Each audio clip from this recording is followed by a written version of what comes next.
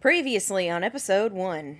After her argument with Sarah and Winifred over how their group trial went, Mary slammed the door to her room and took a few calming breaths. Cabby rubbed her head against her master's side. Brutus moaned lovingly as he sat down on the floor, and Billy plunked himself down on her shoulder, brushing her cheek with his tiny paw. "Mary is upset with Sarah and Winnie," he said. "Yes and no, Bilius," Mary sighed. "I know they love each other, but their personalities clash. Always have. But the three of us have a chance to make it back to the land of the living, and they keep squandering it by picking at one another. I want to succeed, but I cannot be the one who makes us do so. Right now, in terms of souls saved, Sarah has 3, I have 2, and Winifred has 3. I am falling into last place because I have to deal with the 2 of them. Maybe Mary should just focus on Mary instead of Mary, Sarah, and Winifred," Billy suggested. "I can't do that, Billy." She sat down on her bed. "I have always been the one taking care of the family since Father died. It's on my shoulders. They are just... Winnie is stubborn and Sarah is flighty, and they blame each other for everything." Billy floated over in front of Mary and looked her in the eye. "Maybe Mary should just focus on Mary," he reiterated. Mary looked at Brutus and Cabby, who wandered over to comfort her. Mary spent some time playing with her Pokemon and letting the worries of the trial go. Playing with her Pokemon normally made her feel better, but she remembered the last time she took on a solo trial in Johto. So much death. She worried that might happen again, but she shook it off for the moment and decided to enjoy the present, even if she was trapped. Tomorrow would be a new day in purgatory, which meant a new chance at seeing the earth again. Eventually, she laid down and drifted off. Being awoken by suddenly slamming into a cold steel wall was not how she expected to start this new day in purgatory. When the wall opened up, she tumbled out and hit the grass with an expulsion of air. "Oh, Mary, are you okay?" She looked up and saw her mother. Oh no. She caught her reflection in the metal of the large bus she fell out of. She looked like a kid. It was happening again. "I told you to stay away from the door of the moving truck, honey." Sorry, Mother," she apologized, getting up and shaking herself off. "I must have fallen asleep." "That doesn't surprise me. We left Petalburg pretty late last night, but we finally made it to our new house. Little Root is perfect for our family. Your father is going to love coming here when he can get away from work." "Father?" Mary gasped. Could it be? "Father is here?" "Honey, he's still in Petalburg. He'll be home when he can leave the gym. We talked about this." "Father is a gym leader?" Mary exclaimed. "Darling, I think you've been in the back of the truck for too long. Why don't you go for a walk and clear your head? Dad's friend Professor Birch lives here too, so go pop over and say hello to him. Explore the town, and I'll see you later for lunch." "Okay, Mother," Mary said, just trying to get a grasp on her new reality. She started walking around the town, taking in the sights and getting her bearings. She didn't have Brutus or Cabby, nor did she have Billy, who she had come to rely on in these situations. She was back in the world of magical creatures called Pokemon for the 3rd year in a row. With the volatile situation back in the Sanderson's corner of purgatory, she needed to make it out of this trial quickly and with purpose. However, her father might be here.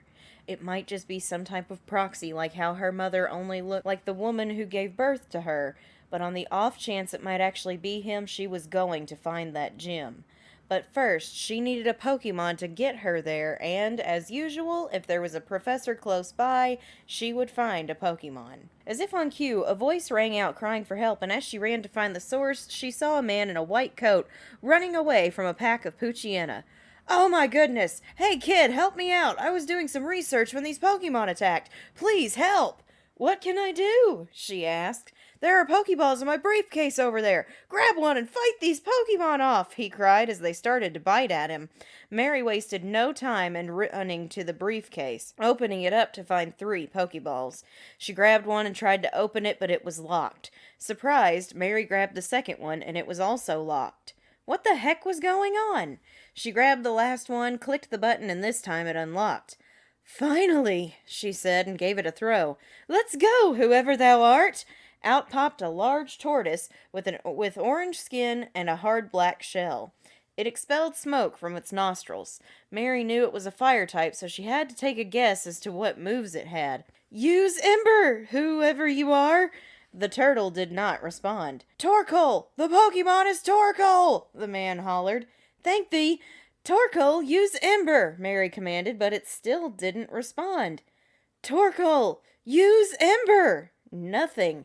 It was too busy watching a leaf blowing by. "Torkoal, use Ember!" Mary's sudden rise in volume got the Pokemon's attention, and it knocked out the Poochyena attacking the man. "Good grief! Well, that was more excitement than I signed up for," the man said, dusting himself off and walking over to her. "Thank you for the help. Sorry about Torkoal. She's a little flighty, and she can be stubborn. But you did what I haven't been able to do thus far." "What is that?" "You got her to battle," he said, as they watched Torkoal slowly chasing a leaf. "For that I commend you. I think you should take care of her now." I don't know. I'm not very good at..." Mary was promptly cut off with a laugh. "Norman's kid not good at Pokemon training? There's a laugh. He always said his little Mary struggled with confidence." He'd chuckled. "I'm Professor Birch, by the way. Been a friend of your dad's for years. He said you'd be coming to get a Pokemon, and while this wasn't what I had in mind, I think you're the best one for the job. You should go meet up with my son Brendan. He's up on the route just past Oldale. It's about a 2-hour walk from here. He might be able to help you out with learning Torkoal's quirks." Mary took Torkoal, whom she decided to name Tortilla, and went home to her mom for a while to help her out with the unpacking. Mary's mother wished her luck on the journey up the road and encouraged her to go see her dad and show him her new partner. As they traveled, Mary had to keep guiding Tortilla back to the path as she tended to get distracted. When they tried battling wild Pokemon, Tortilla was stubborn and didn't listen very well to orders, but Mary did get her to battle eventually.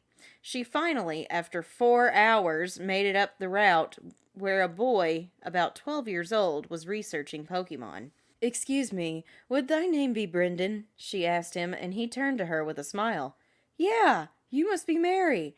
Dad called me on my Pokénav to tell me you were coming." He shook her hand and looked down at Tortilla, who gave a grin back. "So, you've got Torkoal now, huh?" "Tortilla has proven to be difficult thus far," Mary said kindly, and Brendan nodded. "The fact that you even managed to get her to battle is an accomplishment in itself. Every time we've tried to train her in the past, she just refuses to listen. I'm trying to travel to Petalburg to see my father, but I would feel better if I knew Tortilla would listen and stay focused. Dost thou have any ideas on how to do so?" Mary explained. "Well, after trying to reason with her, I think we just need to put her through the ringer until she understands how important it is that she battles," Brendan told Mary. "We'll run battle drills until she gets it."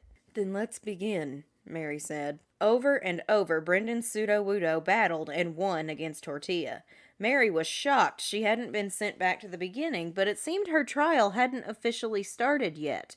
She kept training Tortilla, calling orders for hours to get her Torkoal to understand the gravity of their situation.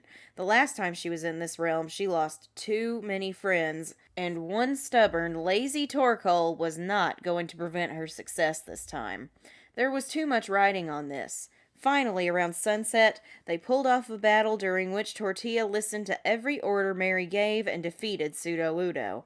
Brendan and Mary fell on their backsides, sweating from how long it took as Tortilla slowly ran over and tackled Mary. "Good job," she breathed. "Good job. I think you'll make it to Petalburg now." Brendan wiped his brow and pulled a small bag from his duffel. "But I'd feel better if you had some more teammates and a guide." He handed her Pokeballs and a Pokedex. "Let's head back to the center. You can head out in the morning."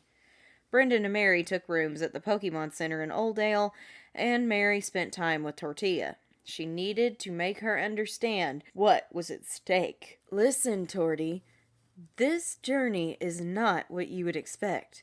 I have been through 2 of these trials already, and I must tell you, you will not survive if you fall in battle from this point on." She held up the Pokedex.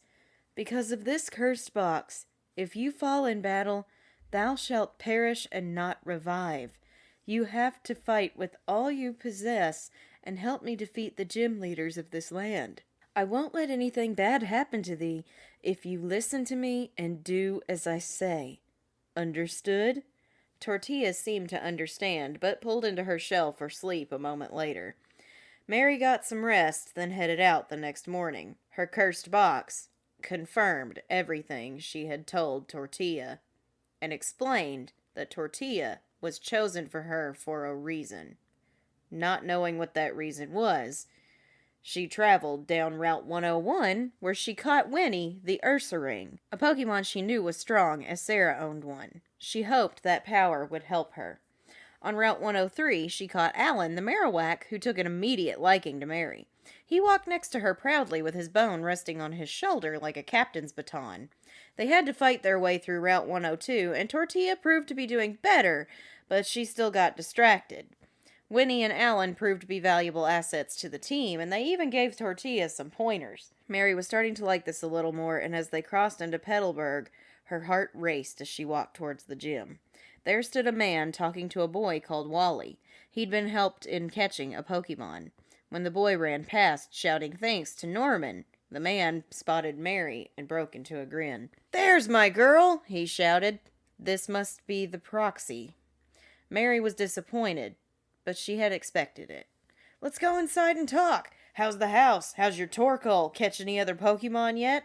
As soon as they crossed the threshold, the energy changed. "Have anything to say for yourself, lass, considering what you've been up to for 300 years? "Father," Mary gulped, "I wanted a word with ye in private, so I could see ye as thou truly art," Norman said. "Thou hath grown much since we last saw each other." Her disguise had been stripped away in here. "Father, it is thee!" she exclaimed, her eyes wetting immediately. She started to reach for a hug, but restrained herself.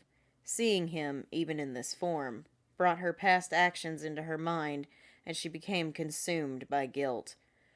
"I am sorry, Father. I have failed thy wishes for my life." "That you have," he said, crossing his arms. "You have committed atrocities that I never thought thee capable of. The devouring. Mary, my sweet lass, what hast thou done to thyself?" "I can say nothing for my actions, Father. I have become a monster." She held herself accountable as her stomach churned sickly. She was not expecting him to walk over and hug her to his chest. "Perhaps this is true, but my little girl is in there somewhere still. It's why you are here, it's why Sarah passed through here, and why I expect Winifred to follow thee," he told her kindly.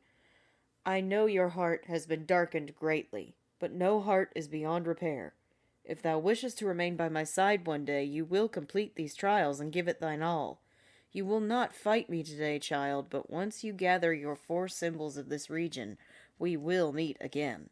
For now, my Mary, depart and earn thy chance at life again." "Father, I am sorry.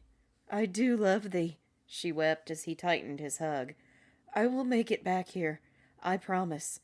"I know you will." He let her go. "Now, go on to the next city and face your challenge."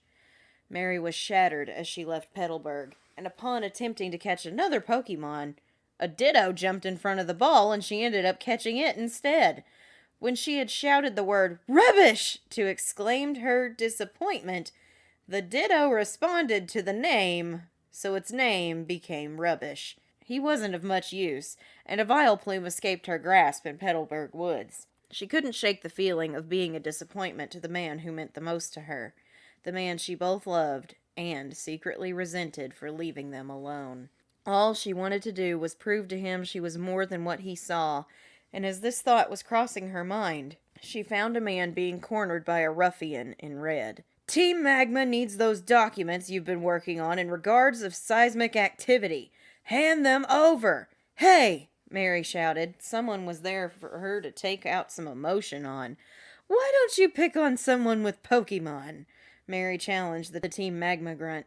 "Big talk for such a little girl. Swellow, get out here and teach this kid a lesson." The grunt sent in Swellow. "Alan, give it what for. Use headbutt."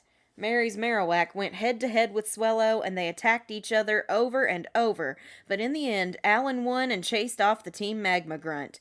The man she helped worked for Devoncorp, and he walked with her back to Rustboro City, so he could stay protected.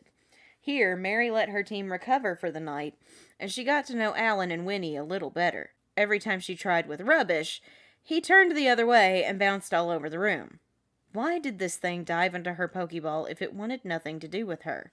Early the next morning, she took her team out for some training on the nearby route, where she caught a Mudkip who immediately took command of the team. He started barking orders during training, and Mary decided to name him Skipper since he acted so much like a captain. Training for everyone went perfectly after the addition of Skipper. Even Tortilla was doing better. He was just the spark they needed.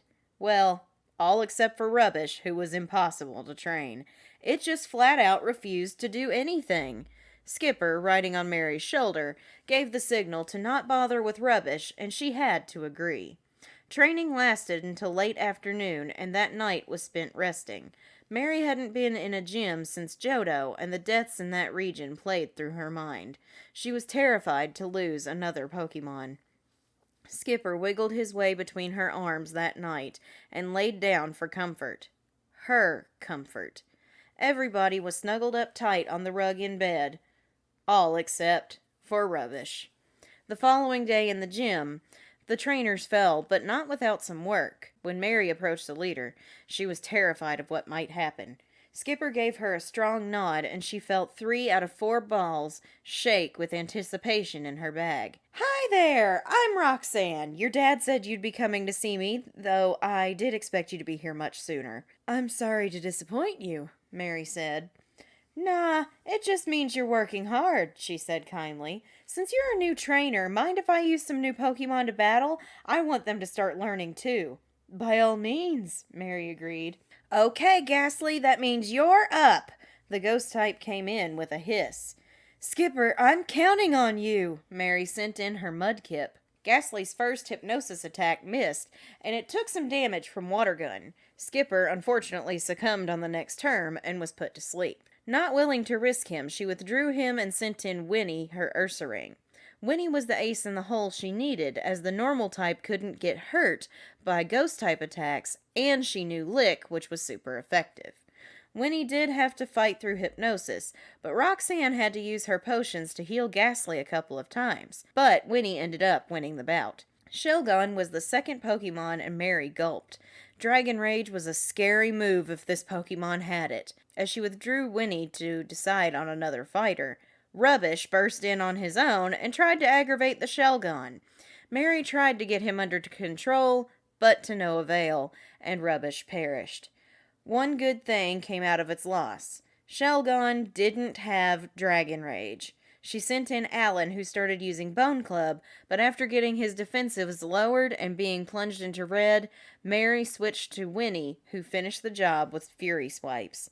Mary cheered proudly as Winnie stomped over and gave her a big bear hug. Everyone but Tortilla had to fight in this gym. Roxanne clapped for them and presented her with the stone badge, her first badge in the Hoenn region. "Keep practicing and this will be an amazing team," she told Mary. Mary departed and had to go rescue the Devon worker again, and this time the Team Magma Grunt had stolen an old man's Wingull. Mary saved both of them and was gifted a Pokénav so she could have a map. The president of the company thanked her for her help and asked her to take the package Team Magma was after to Slateport because she was so trustworthy, and a letter for his son in Dewford Town. She reluctantly accepted. The old man, Mr. Briney, offered to take her wherever she needed to sail. As Mr. Briney's ship sailed down to Dewford, Mary slept with her team in her cabin, feeling a little lighter. When she arrived the next day, she was welcomed to Dewford and gifted a fishing rod. She used the rod to save a Mightyena from the waves, and she knew that Pokemon was specially selected for her. Kovu joined the team immediately, and she hoped Cabby could have a mate. She also rescued Toxica the Nidoran from being trapped on a precipice. Up on Route 116, she caught Mason the Seedot, and in a nearby cave, she caught Hollywood the Staryu. Mary asked Mr. Briney to return to Route 115, where she caught Bruce the Hitmonlee. Her options were widening as they sailed back to Dewford. Things might start getting better after her rocky start. And now, previously on episodes 2 and 3, Mary trained her team up in Dewford Town and she decided on Tortilla, Winnie, Alan, Skipper, Kovu, and Bruce. The team was very well rounded now, but Mary was dealing with a lot of personalities. Tortilla was still very flighty and stubborn, her power only growing a little bit at a time. Winnie exhibited a lot of strength, but she was a very timid Ursaring, nothing like Sarah's. Alan was happy-go-lucky, but he was focused when it came to battle. Kovu was a lot like Cabby, affectionate, protective, and loved to cuddle with Mary when training was over. Skipper was like a drill sergeant and stood right next to Mary through every training match. He was also a very strong battler. After one specific match, Skipper glowed brightly and evolved into Marsh Tomp. Mary gave him a big hug and he hugged her back. Now Bruce was an interesting case. He loved training as much as he loved battling. He was very combat hungry. Problem was, he was insistent on finishing every battle he started. Even when Mary tried to return him to his Pokeball, he would dodge the return stream. Mary had a bad feeling this would get them into trouble one day, but for the time being she just needed to focus on getting her gym badges. Next up was Dewford Gym. Name's Brawley, and I can see a hunger in your Hitmonlee's eyes that I want to battle with my team of new friends. They want to fight just as much as he does. Well, Bruce, do you want to? Bruce ran into the center of their side of the battlefield. I'll take that as a yes. Seal, let's go!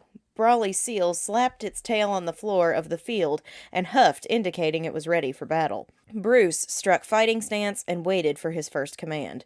Use rolling kick, Mary called to him.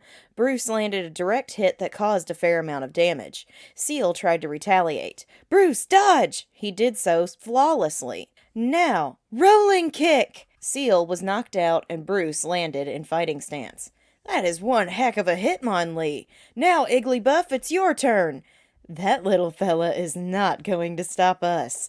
Bruce, rolling kick! Igglybuff didn't even have a chance to move before it was knocked out. Good work, Bruce! Mary cheered and she hugged him. Wow, just wow. I'm normally a fighting type leader, so would you be interested in trading your Hitmonlee for my Seal? I think he'd be an amazing gym Pokemon.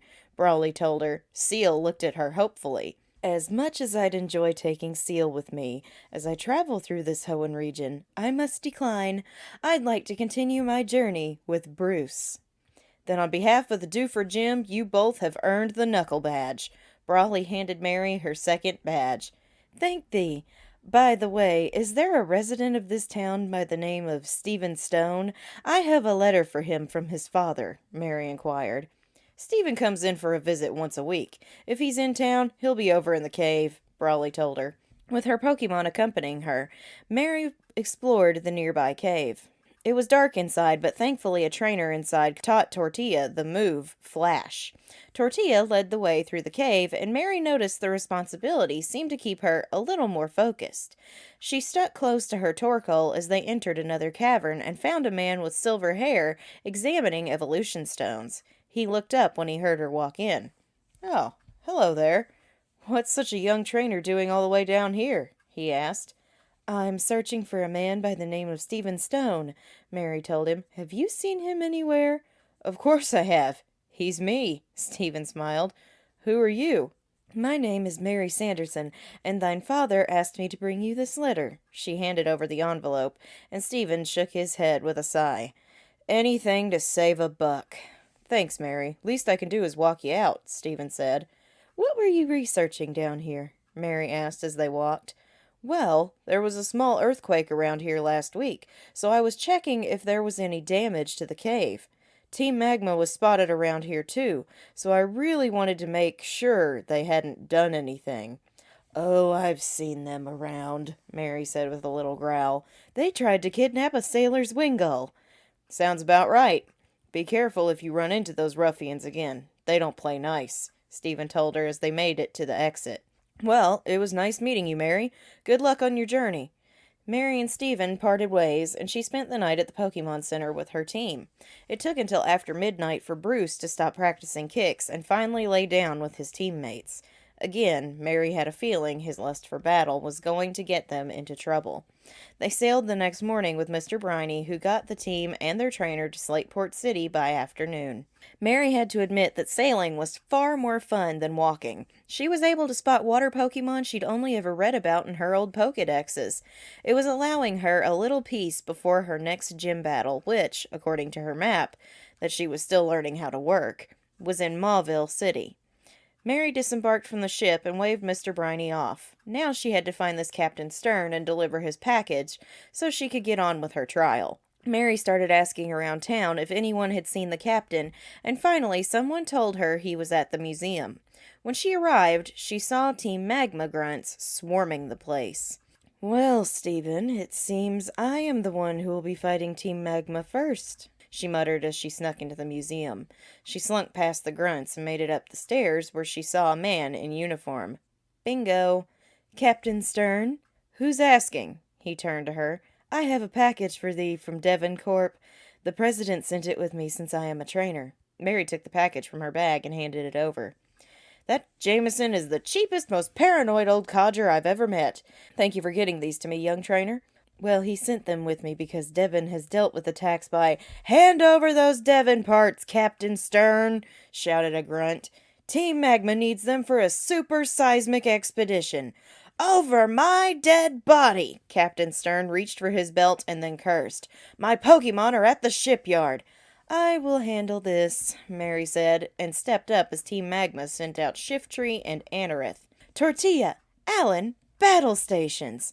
Mary's Torkoal and Marowak burst in. Tortilla actually looked ready for the fight. "Tortilla, use Ember on Shiftry!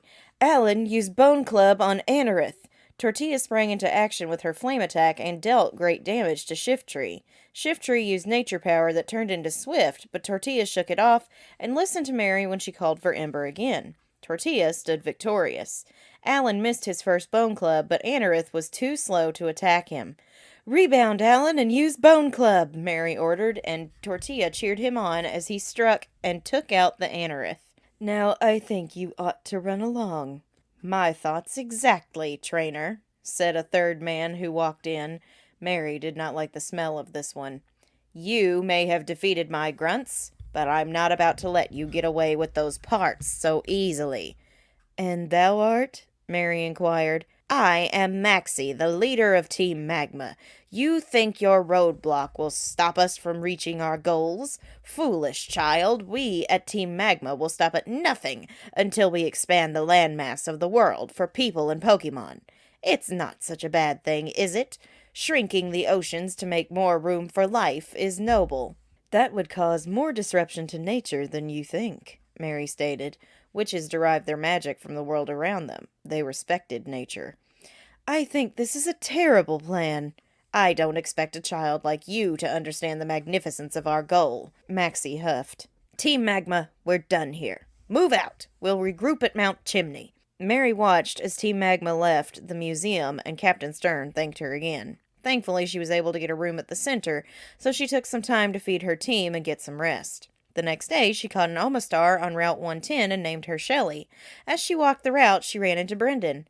"Hi, Mary. How's Tortilla doing?" he asked her. "She is doing very well, Brendan," Mary smiled. "Can I see her in battle?" "Absolutely." Tortilla faced off with Brendan's Cyndaquil and landed a critical hit body slam that knocked it out in one hit. Brendan was shocked at how much Tortilla had improved since their first battle, even though she was still a little absent-minded. He sent in Sudowoodo, and this time Mary had something for this Pokemon. "All right, Skipper, you're in charge." Mary sent in her Marshtomp. "Wow, that's the kind of Pokemon Dad was going to get you. You caught a wild one? Not many trainers have done that." "Wait until you see how well he does in battle," Mary said. "Use Mudshot." Sudowoodo took a hard hit from the first move, then retaliated with Rock Throw, hardly giving him a tickle. Water Gun finished the job, and Skipper crossed his fins proudly. Metatite got taken out by Alan and his Bone Club attack. Brendan complimented Mary on her team and Tortilla's improvement before heading off. Mary was feeling a little better about life now that she had started battling gyms and fighting Team Magma. Maybe doing this would help her earn favor with her father. She had to stop and camp for the night, and Winnie wanted Mary to sleep against her. She really liked her Ursa ring. Skipper laid down on her right side, Alan laid on her left, Tortilla huddled up by her feet to keep her warm, Kovu laid his head across her lap, and she pet him until she fell asleep. The only one still awake was Bruce, and he was off practicing his kicks. When they reached Mauville the next day, they met Wally, the boy her father had helped catch a Pokemon. He requested a battle to see if he could keep up with his training, but his uncle didn't want him to. Wally had been very sick. Mary granted his wish, and Skipper took out his Swellow with relative ease. They shook, and he set off with his uncle for home. Mary turned her attention to the gym. "Well, what a fine young specimen of a trainer you are. My name is Watson, and I'm the leader here. Does your team have what it takes to fight mine?" Watson asked. "I think we can," Mary said. "Then let's begin with Krabby." Watson sent in a water type. Mary decided to surprise him. "Go for it, Alan." She sent in her Marowak. "A ground type to fight water? Interesting strategy." Krabby and Alan exchanged blows over and over, Watson healing, but Alan was strong enough to overcome his type weakness and win the round. Slowbro was next, and Mary switched into Kovu for his first gym battle. While Mary had to heal a couple of times, Kovu kept fighting with his bite attack. Mary thought for sure he was about to be killed after a critical hit, but Kovu dug in his heels and howled loudly. He lived on 1 health point. Mary healed him, and Kovu overtook Slowbro. Rapidash was the final opponent, and Mary sent in Skipper. Rapidash struck with Stomp, which hurt a little, but before Mary could call an attack, it slammed him again with Stomp at critical power. The move flung him dead at Mary's feet. She picked him up, cradling him with tears in her eyes. "Skipper! Skipper, no!" she gasped as Winnie burst onto the field to avenge her partner in battle.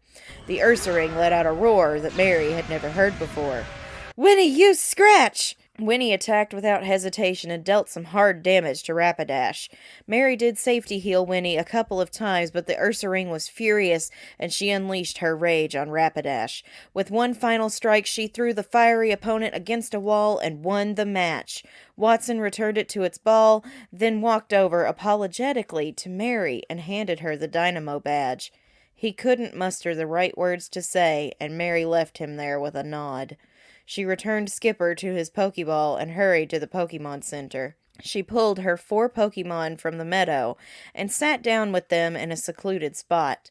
She held a revival item which housed ingredients for a life potion. I do not want to lose any of you. But Skipper, he's our leader. He fell in that gym, and I do not want to lose him. He has helped me regain my footing in this world, and if one of you has anything perhaps wrong, sickness or otherwise, Hollywood the Staryu needed help from Toxica to move forward. It was then Mary realized that the Staryu was completely paralyzed in its limbs and unable to move on its own. It gave her a sincere cry as it offered its life force for Skipper. Mary swallowed hard and hugged him even though he couldn't feel it. She brewed the potion and gave Hollywood the mercy he desired, and his glowing life force was drained into Skipper's lifeless body. She held her Staryu close until it was over, returned him to his Pokeball, and kissed it. "Thy sacrifice will not be in vain. Move freely now, my friend," she told his spirit as Skipper coughed and woke up. He was immediately greeted with love by all of the Pokemon and a huge hug from his trainer. "I will not let anything happen to thee again." All that night they honored Hollywood and welcomed Skipper back with open arms. Mary, however, worried more deaths would come, as they had last year. She didn't want to lose anyone else, and besides, she had no more revival items to use for life potions. She had 2 left in her allotment, but not the ingredients to brew. She worried most with Bruce, who practiced his kicks before bed once again. The next day, she traveled up to Route 112, where she caught Jessie the Ekans, and ahead in the fiery path, she ironically caught a pseudo-Wudo named Woody. It was during a battle with the traveling trainer that Mary's worst fear was realized. Bruce was being indignant about switching out when facing a Nidoking. he was at a disadvantage. Every time Mary called for him to return, he'd dodge the beam and keep fighting, even though he was doing little damage. Bruce went in for a rolling kick when Nidoking struck him down, and Mary had to watch as her Hitmonlee perished. She cried through the rest of the battle, knowing she was unable to bring him back at this moment. She carried his Pokeball in her pocket through Route 113, where she quickly caught Machete the Kabutops. It was the dead of night by the time she made it to Fall Arbor Town and laid Bruce to rest. He had carried them through the second gym all on his own. The gym leader had offered to trade for him, but she had wanted to keep him. "I am so sorry, Bruce. Had I trained thee better, thy life would not have been forfeit. If I can find a way to restore thee, mark my words, I will," she sobbed. Toxica joined the team, now a Nidorina from some previous training, and she learned Double Kick in Bruce's honor. Mary slept restlessly that night, and Skipper did his best to calm her down. However, it was Kovu lying next to her like Cabby did that finally got her to breathe. The following morning brought a trip down Route 114 where she obtained Bagheera the Persian, and inside Meteor Falls she snagged an Umbreon named Crescent. Mary was fascinated by this cave, feeling some amazing energy in it, and explored for a while until she heard mumbling nearby and smelled something ashy. She followed the scent and hid when she found Team Magma. "Thank you for your help, Doctor," they were saying to a man in a white coat. "With this meteorite, we can use the magnetic waves to increase seismic activity in Mount Chimney's volcano. When the lava erupts, the landmass of Hoenn will increase threefold." "Not if we have anything to say about it," shouted a new party of trainers, all dressed in pirate-like garb. Their leader was a burly man in a captain's uniform. "Team Aqua, I should have known you'd be poking your nose passes in where they don't belong," said the Team Magma admin. "You're too late, Archie. The meteorite belongs to us." "Not for long. We won't let you leave this cave with that rock. You will only bring about destruction with your ideals. Surround them, crew," Archie commanded, but before they could take formation, Team Magma used their Magcargos to blow a smoke-screen distraction. Mary coughed violently from the sudden smoke inhalation, and when it cleared, Team Magma was gone. "Don't let them get away! Team Aqua, pursue!" Archie ran with his crew past Mary, but he caught a glimpse of her and put on the brakes. "Whoa there! Who are you?" I'm Mary. I was following Team Magma. I've had a few tangles with those brutes over the last several weeks," she explained. "I was going to interfere when they blinded me." A kid like you standing up to the likes of those landlubbers is impressive. We could use a trainer with your gusto to give us a hand. We're pursuing them to Mount Chimney and plan to take them down. Care to lend a hand?" Archie offered, and Mary nodded strongly. "I'd be honored." "Then there's no time to lose." Mary ran with Archie to a giant whirring monster that was being loaded up with Team Aqua's crew. "Into the helicopter!" Mary followed him aboard. "Get to Mount Chimney, now!" The great metal beast took off into the sky, and Mary held on for dear death as she was not in control of this flight. However, seeing Hoenn from these heights at last was magnificent. Archie explained that Team Aqua desired to protect the seas and all the Pokemon within it. They were staunch rivals with Team Magma, who planned on drying up the seas with the great legendary Pokemon called Groudon. Mary hung on his every word and found him very noble in his pursuit of protecting the environment. When they touched down atop the mountain, Team Aqua and Mary sprang into action, fighting off the opposing Team Magma grunts. Mary saw Archie up ahead and battled her way to him right before he could start up his seismic machine. "You again!" he snapped when she pulled him back. "What part of staying out of our business did you not understand?" "The part where thine plans endanger my own journey in this land. I will stop thee if it is the last thing I do," Mary shouted back. Her heart was still grieving her Hitmonlee, so she was about to take it out on Maxie. "I can make sure it is," Maxie bellowed. Winnie once again faced off against a Rapidash, and this time the battle was much easier, with Mary only having to heal her once. Winnie was really powerful, and she was letting her opponent know it.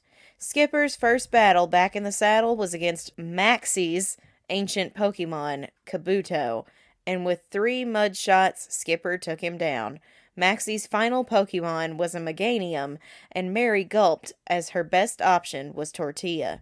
Tortilla had been doing better, but her focus wasn't completely there yet. However, when she sent in her torque Tortilla blew smoke from her nose, scratched her feet in the dirt, and let out a battle cry. She was ready to fight. "Use Ember!" Mary ordered, and Tortilla moved without hesitation. She took minimal damage from Razor Leaf, then hit Meganium with Ember. Tortilla listened to every order Mary gave without retaliation or distraction. Her mind was in the battle for the first time. Meganium had to be healed up, but Tortilla continued her onslaught. She managed to even pull off a burn status before dealing the final blow. When Meganium fell, Tortilla bayed proudly, blowing some more smoke from her nose. "Tortilla, use Body Slam on this contraption," Mary ordered, and Tortilla knocked the device into the volcano where it and the meteorite melted. "No!" Maxie barked, then spun on Mary. "You blasted brat, you've ruined my plan. But no matter, I'll have Groudon in my clutches soon enough. Team Magma, retreat!" Maxie and the Grunts Team Aqua did not manage to capture, piled into their own helicopter, and took off. Archie sent the prisoners with his crew into their helicopter, then turned to Mary.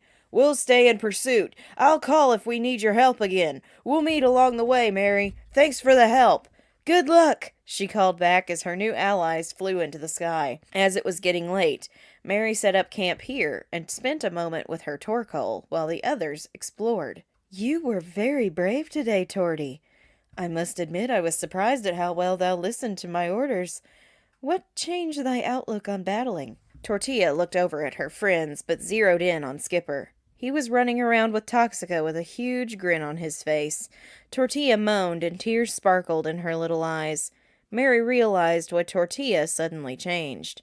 Losing Skipper and then Bruce was a wake-up call. Mary hadn't been the biggest fan of her Torkoal up to now, but she pulled her fire type onto her lap and stroked her for a long time. They were finally growing closer as partners.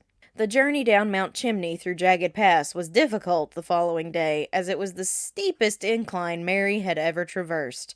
This made Mount Silver look like a flat path.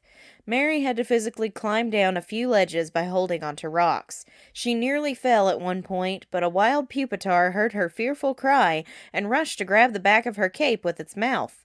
Mary was grateful to the Pupitar for saving her from injury, and she ended up catching Zilla. Pupitar has been registered to your Pokedex. This Pokemon is the middle stage of a pseudo-legendary line, her Pokedex informed her. Impressive that you caught it with such ease. Pseudo-legendary, huh? Mary pondered, perhaps adding her to the team. What a fortunate accident I had. She made it the rest of the way down by mid-afternoon with some difficulty, but minimal scrapes and bruises. Lava Ridge Town was a welcome sight, and she was excited to check out the hot springs the town was known for. After everything that had happened, it was high time for one day of relaxation. She bought one of the wading outfits the town sold, changed, and she let out all the Pokemon from her meadow and Pokeballs. While Tortilla, Alan, and Zilla did not partake in the waters, they relaxed on the nice warm rocks. Winnie was giving her smaller friends throws into the water, much to their delight. Kovu stayed right beside Mary in the water, panting happily as he enjoyed the steam. Skipper was doing diving practice off of Winnie's shoulders, which made Toxica smile. Mary looked at everyone having fun and smiled happily. This was the first time in weeks she was having fun in the Pokemon world. Still, she worried about what was happening back home. Brutus, Cabby, and especially Billy would be missing her terribly. She remembered her father's words about Sarah passing through and expecting Winifred wouldn't be too far behind Mary. At least she didn't have to worry about their conflict for a while. Billy's words of focusing on herself for a change entered her mind as she let the warm water take her stress away. As she was relaxing, an elder from the town asked if she would take a Pokemon egg that was abandoned, since she was so good with her Pokemon. Mary accepted, and it hatched not too soon after into a fully evolved Swalot named Swallow. That was shocking. The entire day had been a success, and Mary found she had enough money to buy the town's specialty for her Pokemon, lava cookies. They all munched happily on their snacks as Mary watched them with a soft smile on her face. Winnie wandered over and plopped down next to Mary and offered her a cookie with a grin. Mary hadn't eaten anything in Ages, really. She didn't need to. But instead of declining, she took it from her Ursaring and gave it a bite. It didn't taste like anything but texture. She half expected this, as she wasn't alive. Yet it made her smile, and she felt happier in this moment than she had in a long time. Refreshed and refocused, Mary was ready to take on the gym in that town the next day. Well, well, well, a new trainer dares to approach me, Flannery the leader declared. Mary saw right through her. Thou art new at this, huh? She guessed, and Flannery exhaled. Yeah, I've only been gym leader here for a little while, and I haven't exactly figured out my opening line. My name's Flannery. There's another gym down the way if you'd rather. I'm Mary, and I want to battle thee for a badge, Mary told her, and Flannery perked up. Really? Absolutely. Use whatever type thou art comfortable with. I'd be honored to help thee find thy perfect match. Gosh, you're nice. Well, if that's the case, let's do this. Spiro, take flight. Flannery's Spiro was small, but it definitely had a taste for battle. All right, Alan, you're in command. Mary's Marowak met with Spiro, and in 2 headbutts, he won. Flannery's next Pokemon was a Azumarill, a bulky water type. Mary had to think about how to handle this one since she didn't really have anyone with an advantage against water types. She decided on Winnie, and the 2 battlers went head-to-head exchanging blows that chipped away at their health. Flannery and Mary both healed before going into the song and dance again. Eventually, Winnie ducked and dealt the finishing blow. Flannery hugged her 3rd Pokeball tight to her chest, took a deep breath, then tossed it. Silver, I need your assistance! When the Pokeball opened, out came a Lugia and Mary's Pokedex went off. Lugia, a legendary Pokemon, a psychic and flying type. Be wary of its power, it said, and Mary's jaw dropped. Flannery, thou art worried wouldst thou owns a legend such as this? Well, you see, Silver was a gift from my old friend in Johto. He raised Silver from a baby, but he had to give him up due to starting a family. We haven't exactly battled together yet, she gulped. Then we will give you a grand one, Mary promised. Winnie, feint attack! Lugia barely felt the impact from Ursaring, and Flannery called for Gust, which did hurt his opponent. Mary gulped and had Winnie go for Lick to paralyze it, but it didn't do much, and there was no paralysis. Lugia knocked Winnie into red, and Mary knew she had to switch. Kovu, I need thy strength! Mary's Mightyena burst onto the field and howled proudly.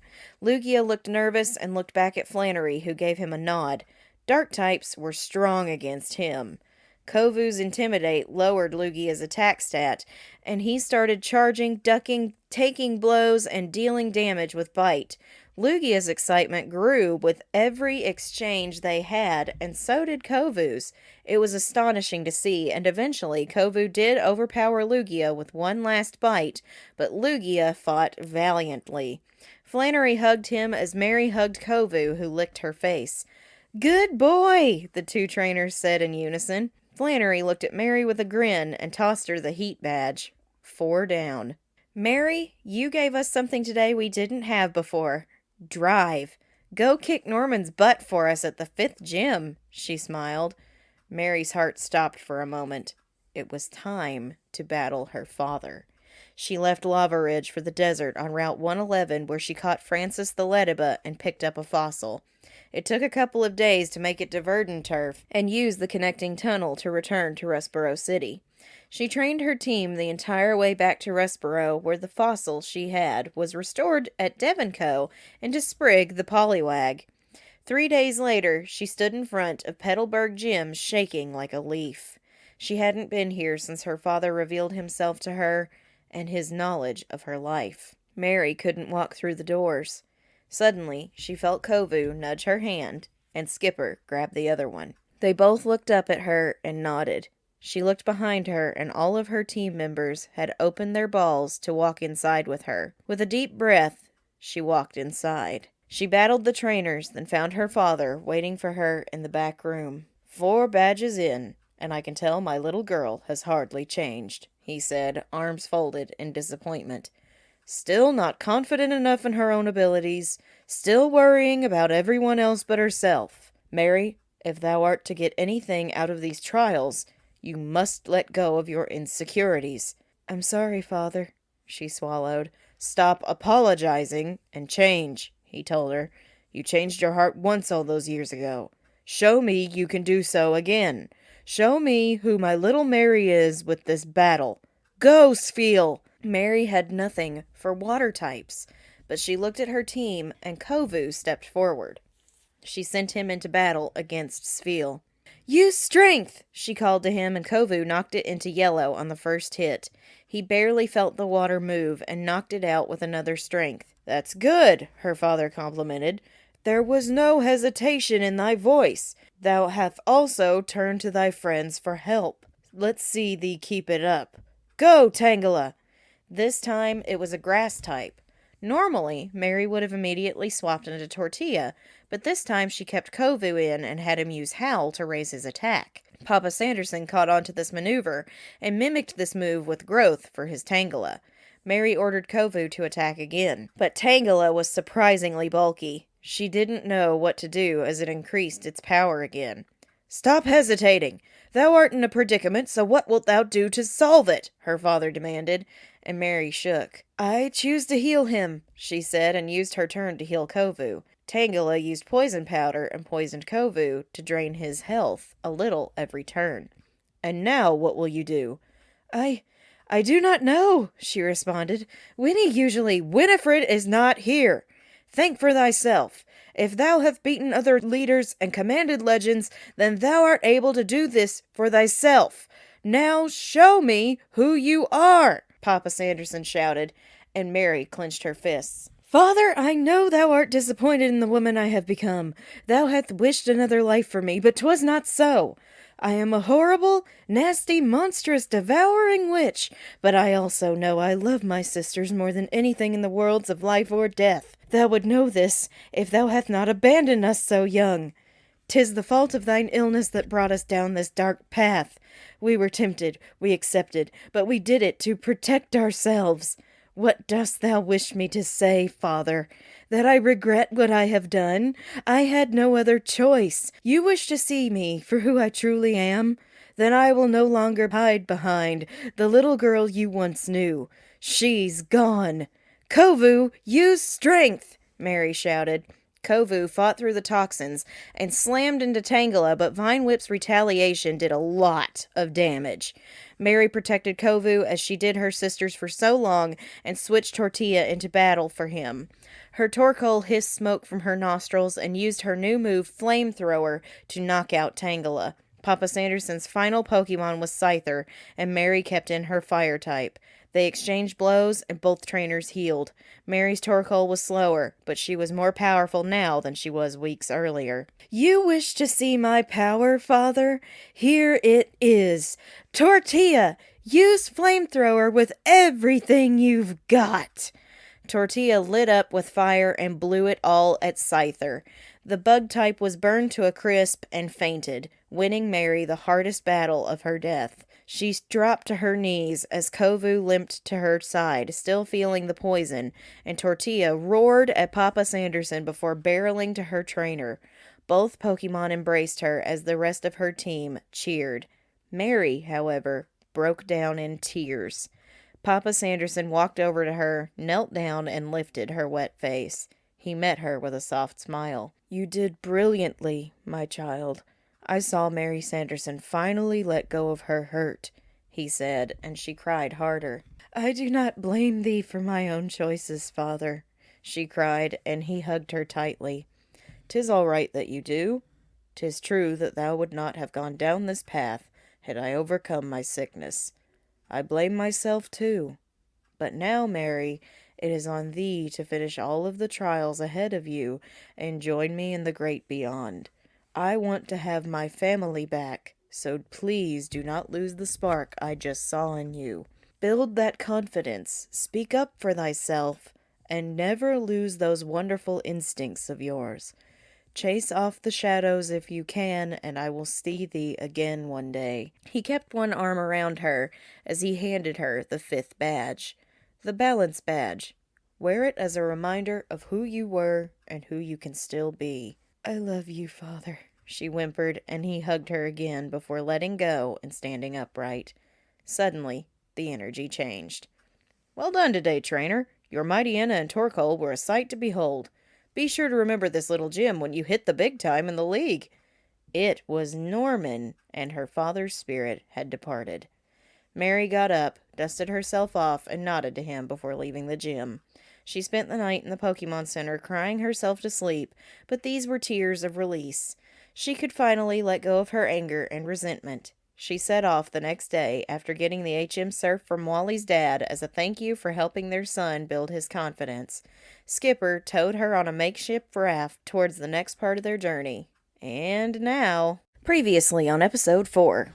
It took most of the day for Skipper to sail Mary across Route 103 and for them to hike back to Mauville City. Upon arrival, Mary saw the residents all gathered around the gym doors where Watson was in a heap of trouble. Skipper and Mary looked at each other, almost satisfied by this development, as he had been the one to kill Skipper. Apparently, there was a crisis situation with the developing underground city the gym leader was in charge of.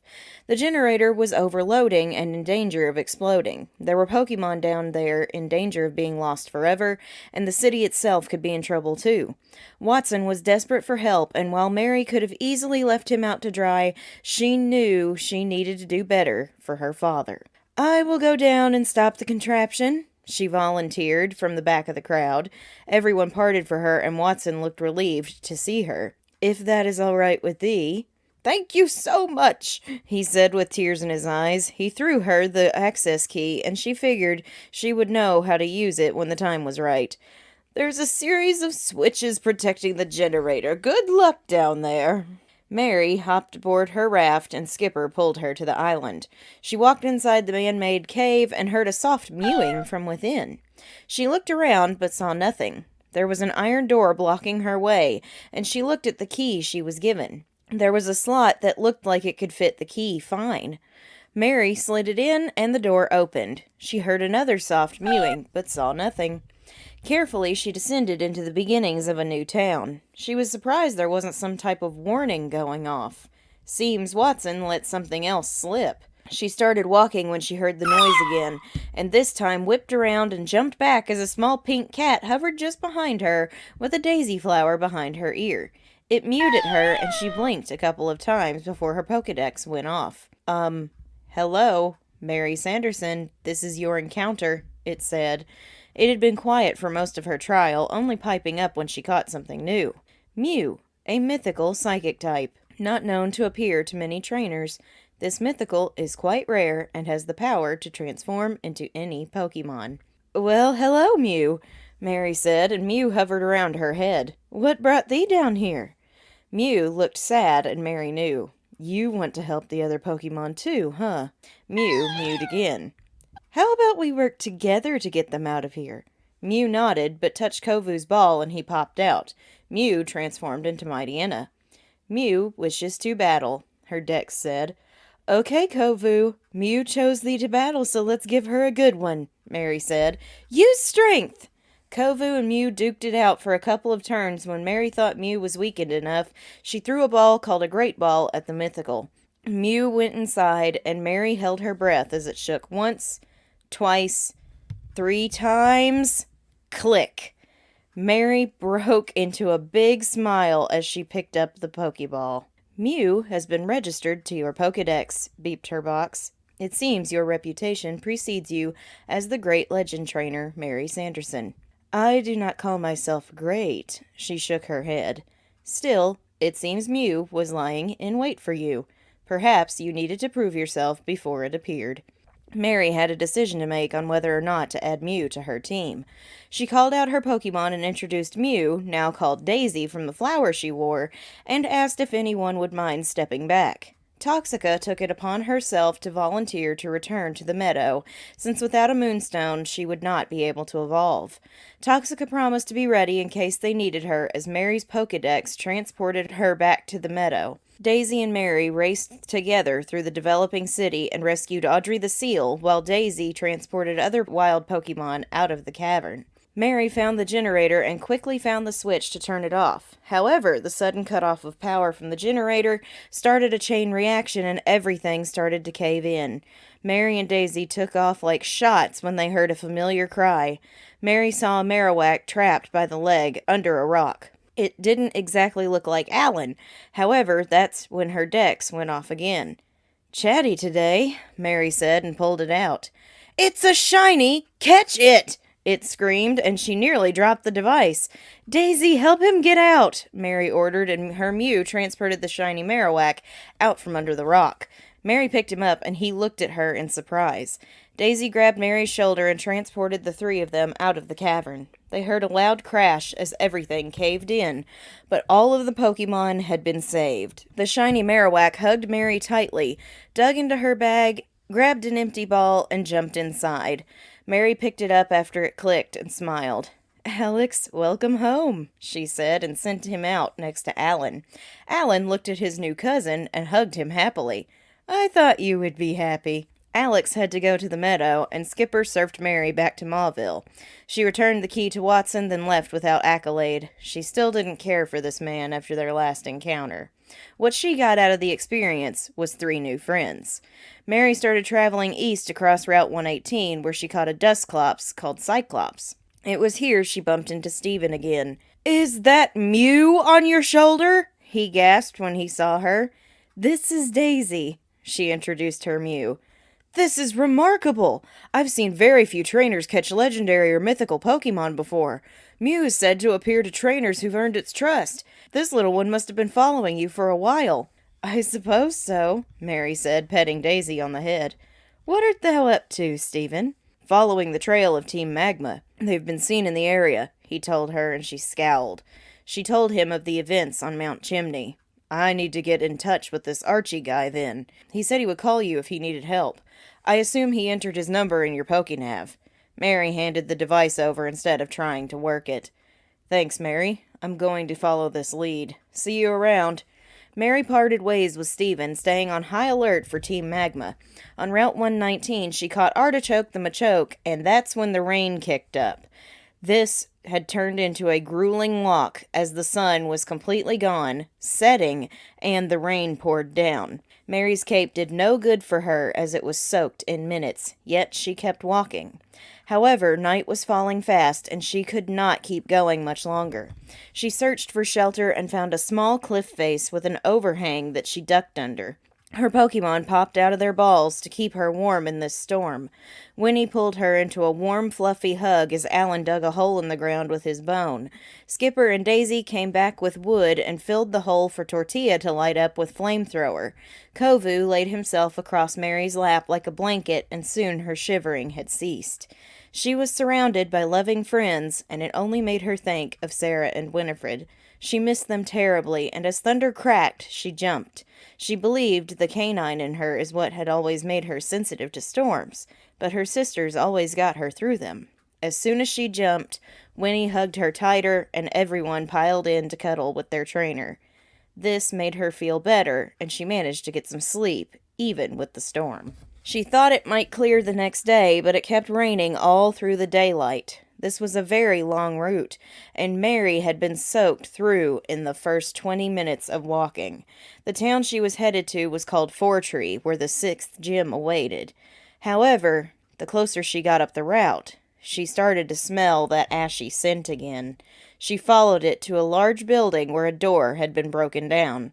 She heard threats upstairs and knew what needed to be done. She walked upstairs to see a Team Magma admin threatening a man about a special Pokemon helping with the weather research. "They do not have any intention of releasing their partner to thee, so why not leave quietly?" Mary asked from behind. "Oh, I know about you. Maxie said there was a meddling kid around here butting in where she doesn't belong. He'll be happy when I dispose of you." Mary took the admin on in battle, and Alan disposed of her Primeape quickly. Alan also took out her Oddish with ease despite his type disadvantage, defeating the Team Admin, and Team Magma had no choice but to run. Mary was given the special Vigoroth who could sense weather patterns, and she promised to keep it safe. They let her stay the night with them, but the rain still pounded down the next day. It was a ways up the road she met up with Brendan, who asked to battle and see how Tortilla was improving. His Ursaring squared off against Winnie, who came out on top. Sudowoodo met in battle with Skipper, who used the rain to boost his moves and knock it out. Brendan brought out a Rapidash that sent a jolt through him from fear as it hit him with Stomp. "Skipper, if I can overcome the fight with my father, you can defeat this Rapidash," she told him. "Now you surf!" Surf struck, and Rapidash fell. "Wow, you didn't even have to bring in Tortilla. Good luck on your journey, Mary," he said, then they parted ways. Finally, Mary made it to Fortree right as the rain broke. Stephen was waiting for her there, and he informed her that Team Magma had experimented on some Pokemon and they'd been turned invisible. He gave her a special telescope to look through to see them so he could use the cure once she battled them. They worked together on the nearby route, and she caught Melanie the Giraffarig, Stereo the Loudred, and Kringle the Delibird. Stephen restored their visibility and told Mary he would continue pursuing Team Magma. She took a day to train her team before facing the gym. Daisy learned Luster Purge and Fly, and upon this, Mary received her broom from her Mew. Mary hugged Daisy, who was happy to help her friend. The Fortree gym wouldn't know what hit it. "My name is Winona, and I've heard of you, Mary. Your gym challenges have been impressive, to say the least. I want to see your power for myself. Go, Grumpig!" Winona sent in a psychic type. "Kovu, go for it!" Kovu growled when he hit the battlefield. Though he became confused, he pushed through the status to use Crunch twice and knock out the foe. Ledian was next, and Mary switched out to Tortilla. Ledian used Light Screen to boost its special defenses, which was wise considering Mary ordered Tortilla to barrage the Ledian with Flamethrower. It wasn't quick, but Tortilla came out victorious. Natu met Flamethrower and fell after being healed once. Winona's Dodrio proved to be problematic, as it nearly took out Winnie with Tri-Attack, but Mary sent in Daisy to fight. Daisy had to be healed a couple times, but she stuck her ground. Dodrio's Tri-Attack burned her, but her Synchronize ability gave a burn to Dodrio, too. This proved to be the break they needed, and with a Luster Purge and the burn, it took it out and earned them the victory. Mary hugged Daisy for taking down the hardest foe in her first gym battle, then hugged everyone else for their efforts too. Winona presented her with the 6th badge, the Feather Badge, and she pinned it to her cloak. Mary shook hands with her opponent and headed out. Her Pokédex informed her that she missed an encounter in Slateport, and Mary flew back on her broom, Daisy by her side, and she caught a Breloom who was trapped on a rock in the water. Ichabod actually made Mary think he might be useful to the team, as no one had an advantage over water types. "There are more encounters for you nearby if you wish to try," her Dex informed her. And now. Previously on episode 5. Mary decided to check out the encounters her Pokédex told her about, but before she got far, a trainer challenged her to a battle. Skipper came out and destroyed his team, then he glowed. Mary gasped as her Marshtomp evolved into a huge new Pokemon. "Swampert has been registered to your Pokédex." "Skipper, you've really grown," she exclaimed as he bounded over to her and hugged her tightly. He was really big now. In fact, Mary no longer needed their makeshift raft. Skipper was able to carry her across the waters of Route 109 on his back. He was actually so powerful he knocked out the Surskit they were trying to catch. Mary didn't mind so much as she was just proud of her friend. They found an abandoned ship where they rescued a starving Minun that Mary caught and named Menos. Outside on Route 108, Mary stopped a Sharpedo from rampaging and endangering passing boats. Sparkles was caught, and Mary noticed she had a broken fin. Daisy hopped out of her ball and healed the injury. After this journey, they spent a night in Slateport, then flew back to Fortree the next day. From there, it was another rainy walk, as Mary couldn't fly in this storm. Trainers still wanted to battle, and she won each round. Route 121 brought an encounter with a Glalie that was named Charlie. It wasn't long before Mary found the Safari Zone of Hoenn, and it was a fun adventure. She left with Gendrax the Nidoran and Evan the Eevee. As she was leaving the Safari Zone that evening, she overheard Team Magma Grunts talking about heading to Mount Pyre. As much as she wanted to follow them, she needed to get to Lily Cove City to rest for the night. She made it by nightfall and checked into the Pokemon Center at the same time as Brendan. They decided to spend the dinner hour together and let their Pokemon get to know each other. So, your Marshtomp evolved today. Yes, Skipper is even more astounding now that he is a Swampert, she told him. And you have a Mew. You have to be the luckiest trainer in the world, he said as Daisy hovered around her friends and his Pokemon. I've had my share of luck, Mary said, recalling just how many legendary Pokemon she had befriended in 3 years. We still have a long way to go, however. I bet you'll be Pokemon League champion in the next month, Brendan said. Mary was surprised that she was already after her 7th badge. It seemed like such a long, yet short journey this time around. Mary, battle me in the morning. I'm going back to Little Root in the morning to report all of my research to Dad, so I might not see you again until you come home from your journey.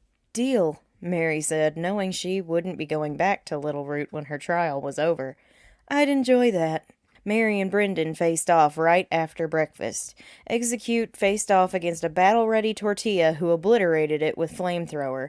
Skipper and Sudowoodo went head-to-head and Skipper came out on top after one blow.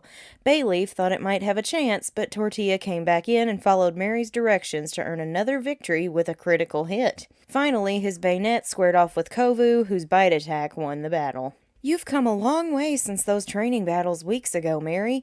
And you really have too, Tortilla. I'm so happy to have been able to help you guys along the way. Brendan shook Mary's hand with a smile. You need to go win that champion title to show the region how awesome you guys are. I will, Brendan, and thank thee for all of thy help with training, she said. She was a little sad that this might be their last meeting, but it was for the best. Friendships lead to heartbreak on these trials. There was many a time she spoke at length with Sarah about Red, with whom she had developed a very close bond. Mary felt rather the same about Brendan. He was a good friend. As she watched him set off for Little Root, she made herself shake off the sadness of saying goodbye, as she heard a passerby calling for help as Team Magma had taken over Mount Pyre. Mary sailed with Skipper down Route 122 where she snagged Thor the Raichu. She landed on Mount Pyre's steps and realized this was a sacred place, but one she could enter. Her magic felt rejuvenated as she climbed the outside of the graveyard. She caught Granite the Graveler, and then she found the Grunts. Mary and her team battled them into submission, and she stepped up to Maxie, who stood in front of an altar. You are really beginning to bug me, Mary, he sneered. But this time you're too late. The blue orb belongs to me now, and with it I will find Groudon, the lord of the land. You won't be able to defeat him. I might surprise thee, Mary said confidently. I've tamed more titans than thou wilt ever know. Pfft! We'll see how you do, Maxie said. Team Magma, we're done here. Back to Lily Cove Base to prep the submarine for departure. Their helicopter flew out of nowhere and collected everyone. That foolish man would not listen to a word we said, the elder told her. The blue orb is not the orb to control Groudon, but to infuriate it. The red orb is the one he needed. It seems you have thwarted these villains at every turn. Please, take it. He handed Mary the red orb, and she could feel the heat it radiated. So much power in her hand. She carefully stowed it into her bag, and she nodded. I refuse to let them harm that creature, she said strongly. She knew how wonderful legendary Pokemon were.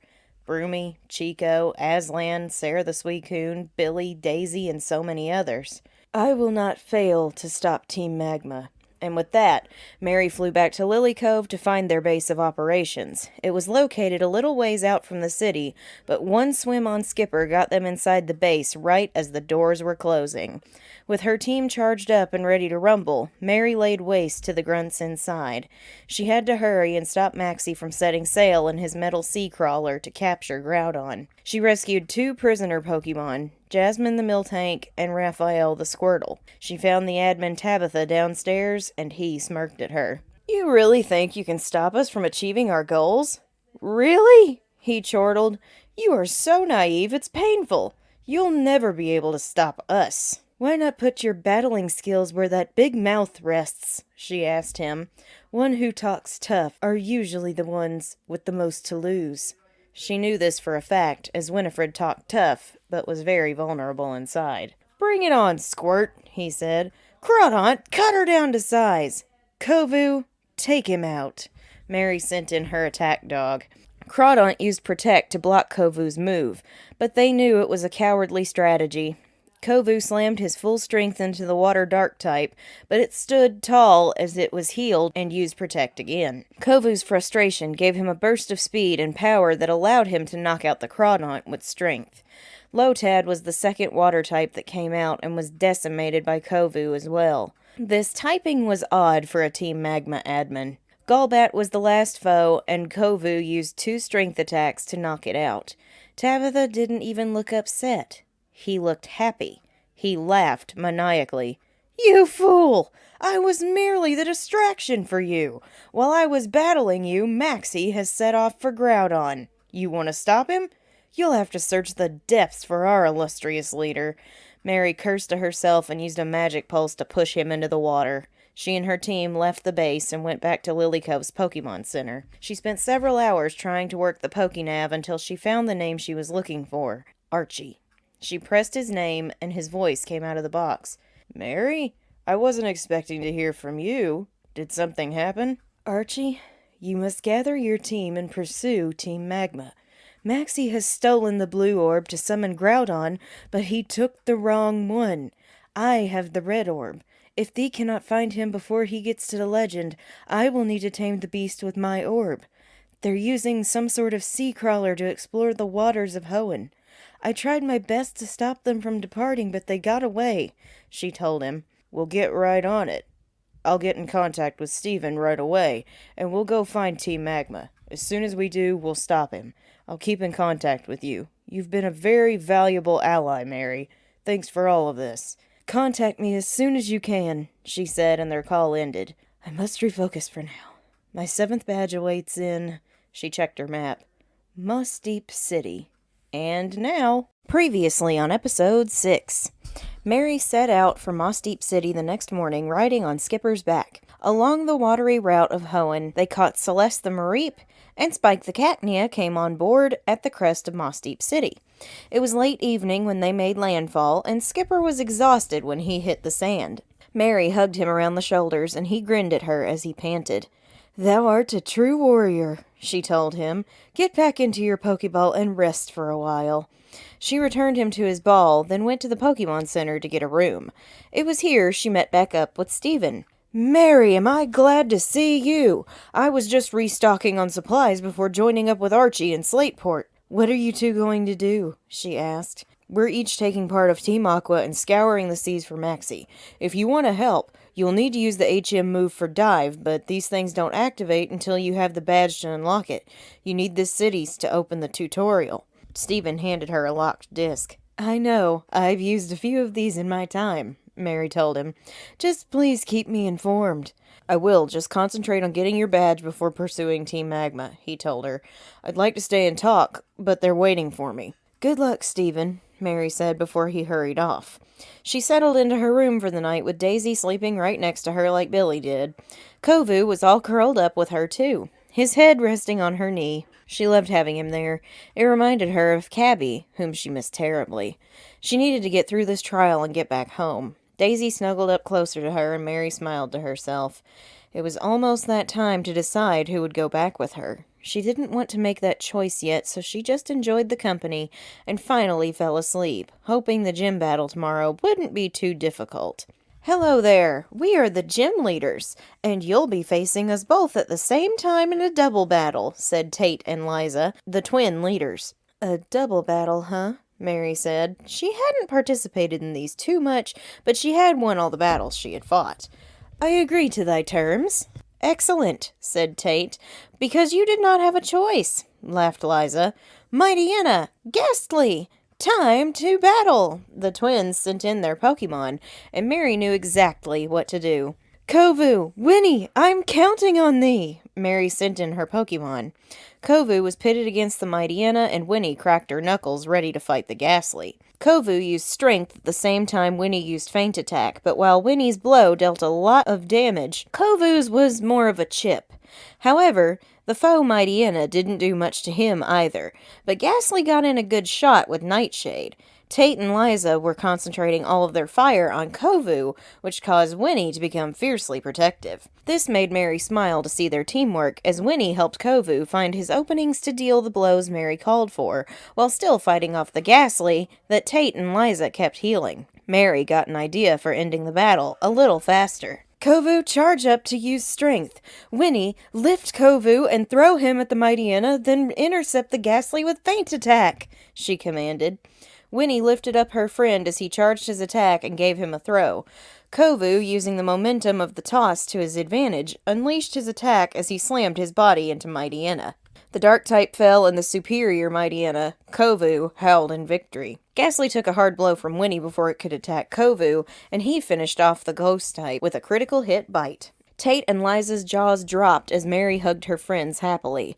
They congratulated her on a job well done and bestowed on her the Mind Badge. Mary pinned the 7th badge to her cloak and left the gym. She quickly used the badge as a key to open the HM for dive, and Skipper touched the disc, learning the move. Now they could look for Team Magma. The day was young as Skipper and Mary sailed out onto the waters of Route 127. She wasn't exactly sure what to look for, especially with the water washing away Team Magma's scent. They spent hours sailing when Mary caught sight of a familiar blue blur. Suicune! Her Pokédex informed her this was not her Suicune, but Sarah's. Sarah caught a legend too? That's wonderful, Mary smiled. She named it after you, as repayment for naming yours after her. It seems her Suicune wants you to follow it, her dex informed her. Skipper, follow Mary, Mary said, then made a face. That was a very odd statement. Skipper swam as fast as he could behind Suicune for miles until she stopped over a patch of dark water on Route 128. She caught a spoink called Hampton along the way, and a bay leaf nearby tried to attack them from fright, but Mary caught it to soothe his fear. She named him Leaf, then she caught an ashy scent on him. She looked at Suicune, who nodded, then bounded off across the water. Mary used her Pokédex to send Leaf to the meadow before looking at Skipper. Dive, Skipper, she instructed, holding on tighter to his shoulders. When he dove underneath the waves, Mary realized she could still breathe due to an aura Skipper's move produced. This allowed her to follow the scent she got from Leaf, and she guided Skipper to an opening in the rocks. They surfaced in an underwater cavern, and the smell of Team Magma was powerful here. They landed, she caught Big Bird, a very scared Pidgeotto. Then after stowing Skipper, Mary started to follow the trail of the grunts. One after another, they fell to her team as she fought her way to Maxie. There was a legend in danger, and she could not let him take it. Mary ran into an Arcanine that her dex declared as specially selected for her, so she caught Gilbert. She had to solve a few puzzles with Kovu's help, but she was able to blow past them quickly. It was deep in the bowels of the cave she saw the frozen Groudon, and Maxie wielding the blue orb. He began to lift it when... Stop! She shouted. How in the name of Arceus did you find us all the way down here? Maxie barked. I am a very good tracker, Mary said. Now step away from the Titan. You think you scare me, child? He snickered, pulling a Pokeball from his belt. You think you can stop me from awakening Groudon and drying the seas to create more land?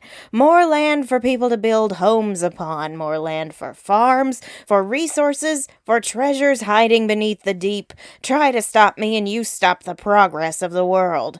Upsetting the balance of nature will only cause more strife in this land. Nature is delicate, and even though I have used it for wrongdoing in the past, I have never upset its balance.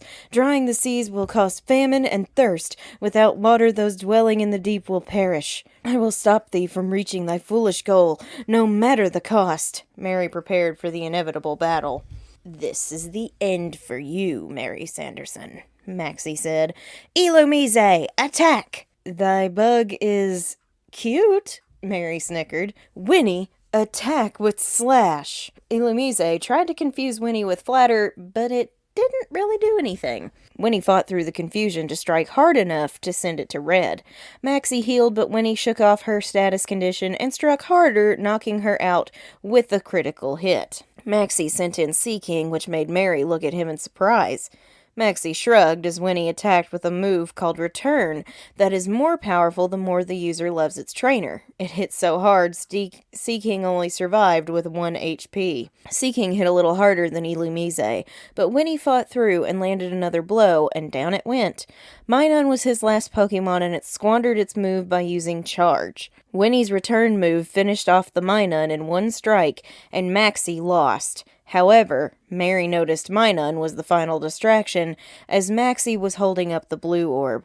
"No!" Mary shouted as the earth rumbled and Groudon awoke. She could tell this was an illusion, and the real Pokemon, suddenly imbued with Groudon's power, was in terrible pain. "Finally, our dream is going to be realized!" Maxie laughed maniacally as the Pokemon busted through the roof of the cave with an energy blast. "Skipper, quickly!" Mary sent out her Swampert and grabbed hold as the water poured into the hole. She didn't even bother looking for Maxie. She just needed to get out before she drowned. She wasn't exactly sure if she could die during these trials, but she wasn't about to find out. Skipper used Dive to cover her breathing, and he swam at breakneck speed upwards to the surface. Mary clung to him as if her life depended on it, as the water bore down on her. Skipper took a bounding leap out of the water, Mary hanging on tight, and he landed safely on a patch of dry land. Mary saw a helicopter swoop down to grab Maxie and his Sea King from a ways off.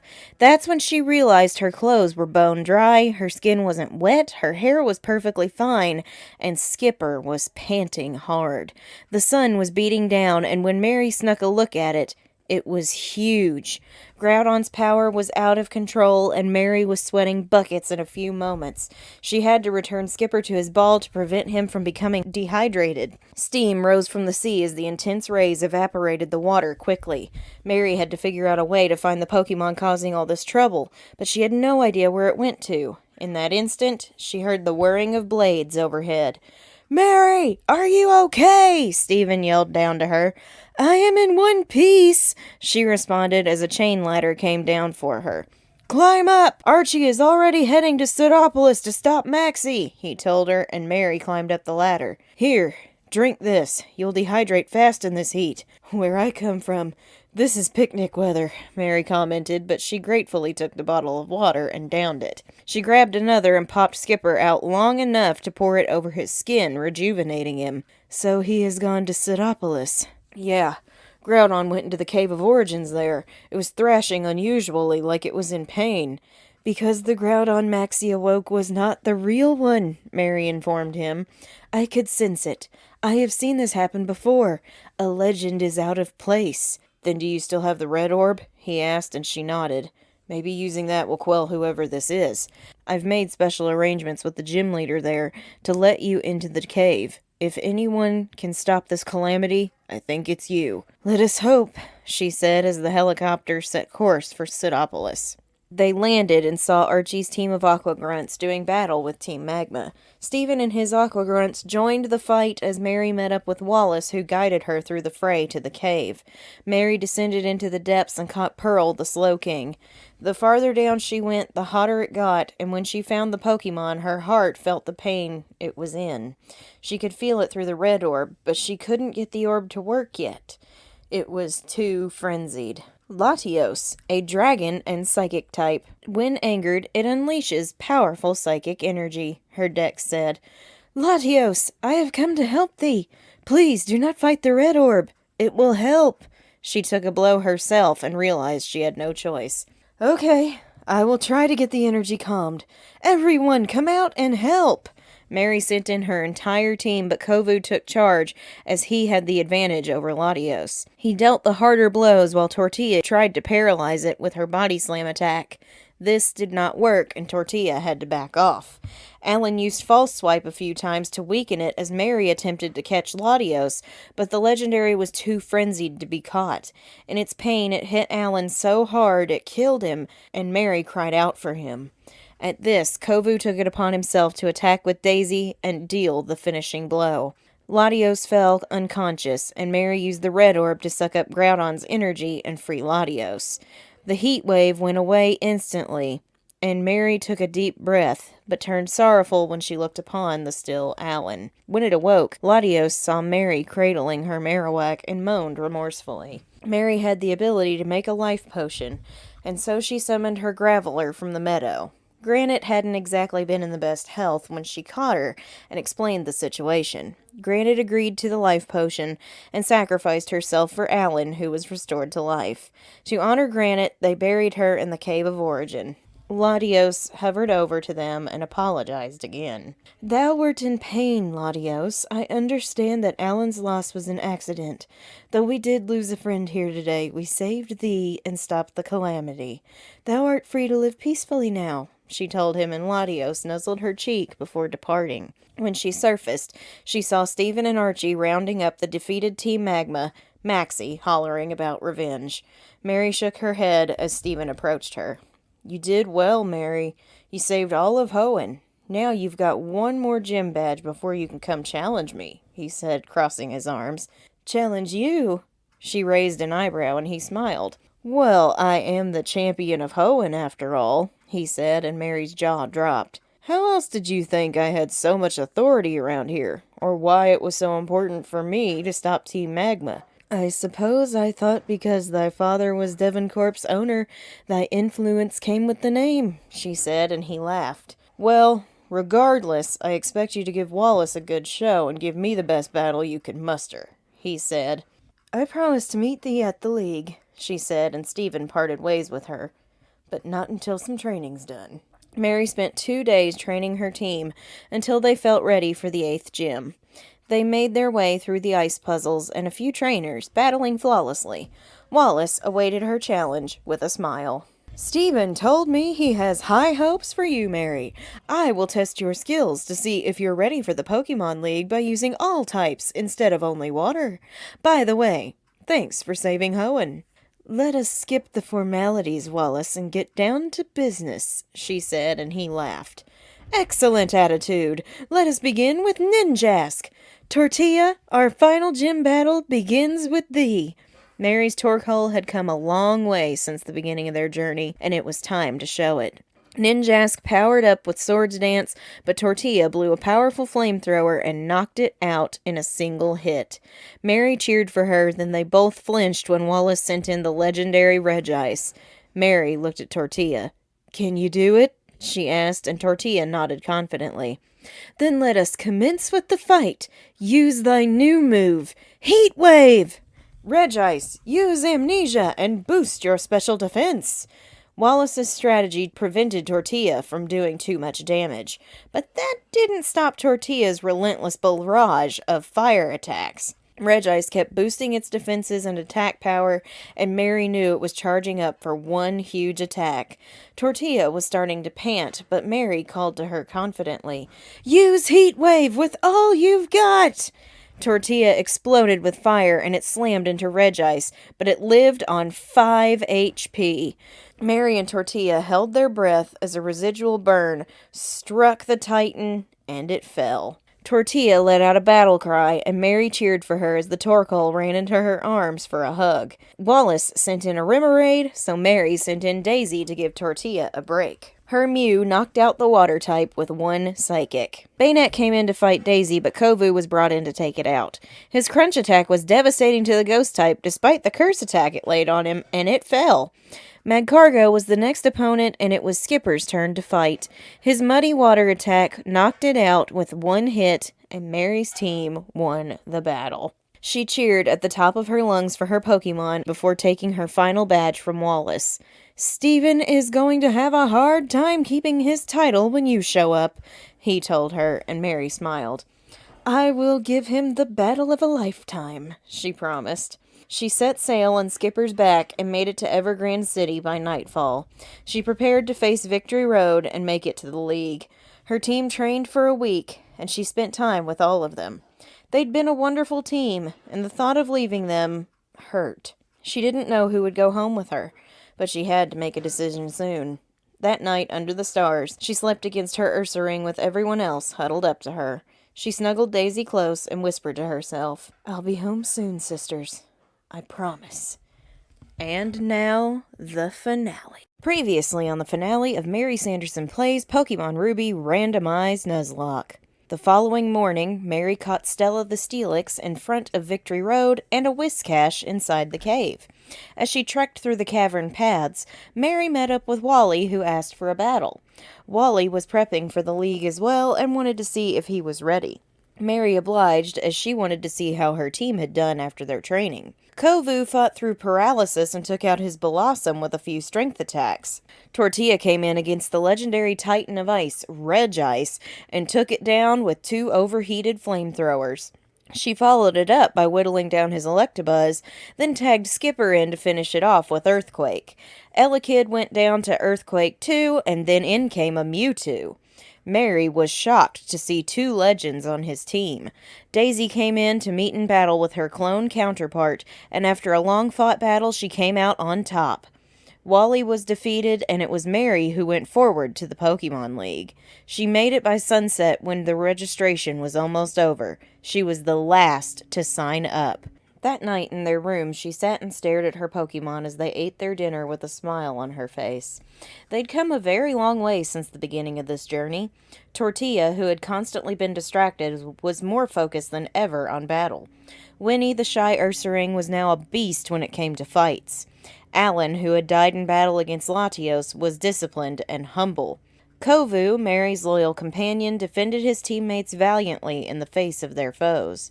Skipper, once a tiny mudkip, was the leader of the team and Mary's best partner out here. Lastly, there was Daisy, the mythical Mew sent to her to help her on her journey. All she could think of was how badly she did not want to leave anyone behind, but she knew she had to. The question became, who was going back with her? As she slept that night, Daisy in her arms and Kovu by her side, she thought of her sisters and getting home to them. She sat waiting for her challenge and saw trainer after trainer leave in tears with injured Pokemon. Mary gulped every time someone ran past after a failed league run. Skipper put his paw on her shoulder, and Kovu laid his head in her lap to comfort her. Daisy plopped down on her shoulder with a smile. The Pokemon League was not going to be easy. It never was, but she was going to win because her team was perfect. She had no choice. She had to win. Tortilla, Alan, and Winnie all gave her strong nods as her number was called. Mary took a deep breath and looked at her team. I would never have made it this far without all of thee. Many of you have been with me since the beginning of our journey.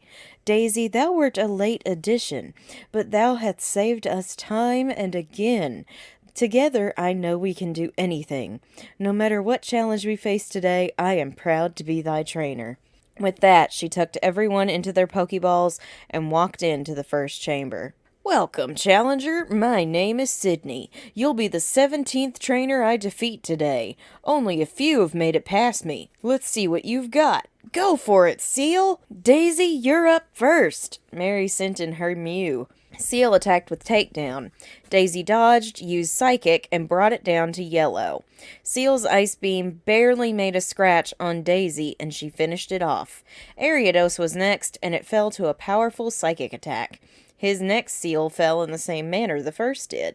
Daisy was doing really well. Smeargle came in next, and Daisy took it down in 2 moves. His last Pokemon was a Pichu that Daisy soloed with Psychic. She took out the first Elite Four member all on her own. Mary caught her Mew in her arms and hugged her closely. Daisy was mewing happily. Sydney looked flabbergasted as Mary celebrated. She was granted passage to the next room, where she met Phoebe. Phoebe proved a little more challenging, but her Skarmory was toasted by Tortilla with a heat wave.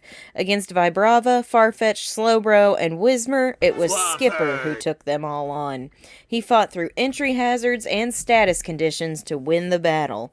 Mary hugged him tight and gave Tortilla a kiss for their hard work. Phoebe was stunned to see such powerful Pokemon, and so she granted her passage into the third chamber. Glacia started off strong with a Wynot, a species Mary knew well.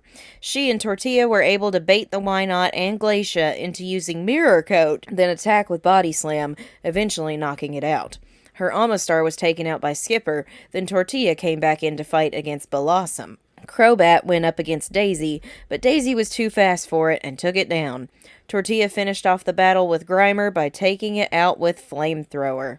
So far, the Elite Four was falling with ease. Their training had paid off in spades. Drake was their last opponent before the champion. Alan took out his Grimer with ease, then Kovu came in to take out his Slowbro and Barboach. Tortilla took down his Lediba, and Alan came back to finish the battle against his Growlithe. It was shocking how easy he was in comparison to the others.